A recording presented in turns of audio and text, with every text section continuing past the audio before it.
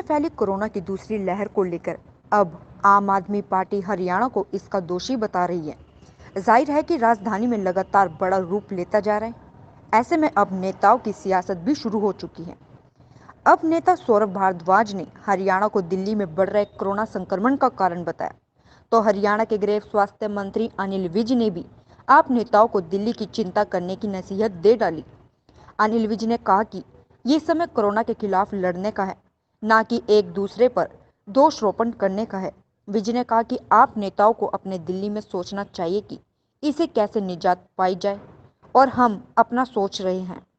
ये देखिए, ये तो एक जो समय है, ये जो हमारे ऊपर सूक्ष्म दुश्मन कोरोना ने हमला किया है, उसके खिलाफ लड़ने का समय है। ये एक दूसरे के ऊपर दोषारोपण करने का समय नहीं है।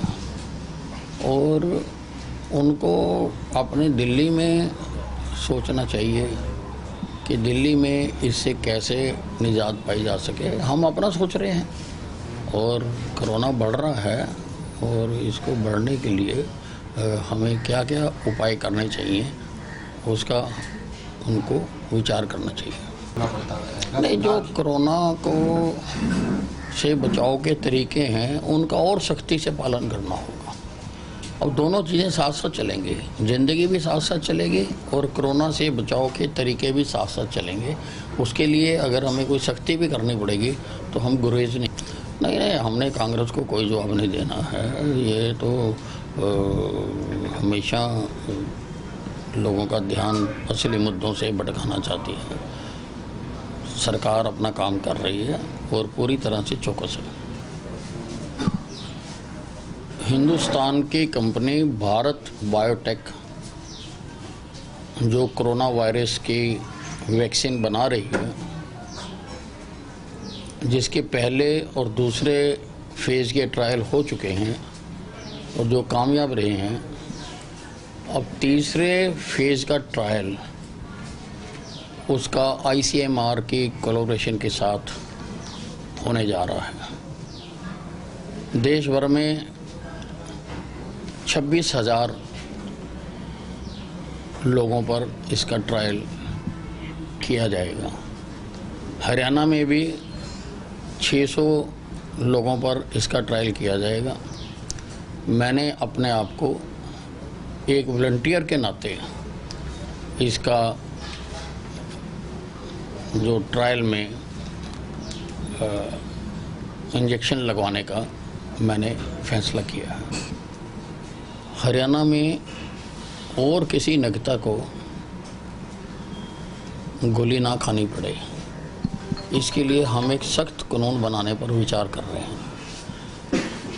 कल आधिकारिक तौर पर विभाग की पहली बैठक हुई है और काफ़ी विस्तार से उसमें हमने चर्चा की है। उसमें एक ड्राफ्टिंग कमेटी बनाने का निर्णय किया है। उसके लिए कानूनविदों से विचार करके जल्दी हम उस कमेटी की घोषणा कर देंगे, जो इस बिल को ड्राफ्ट करेगी।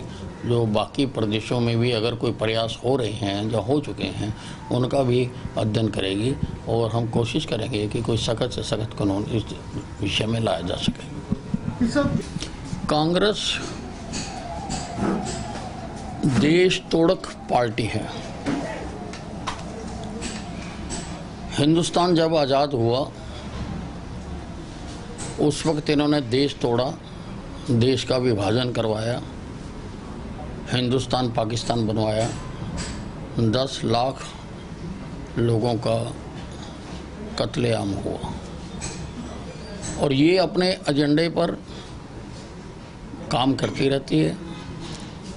1984 में भी इसने सिखों के खिलाफ दुर्भावना भड़काई और अब ये अपने आप को जो कश्मीर का गुपकार संगठन बना है,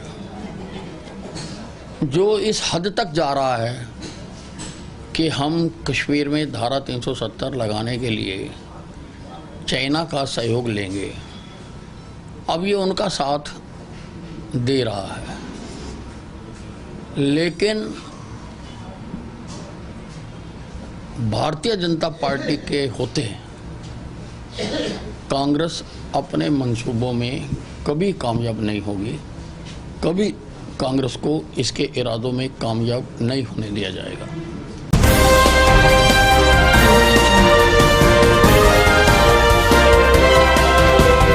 ACM न्यूज़, खबर आपके शहर की।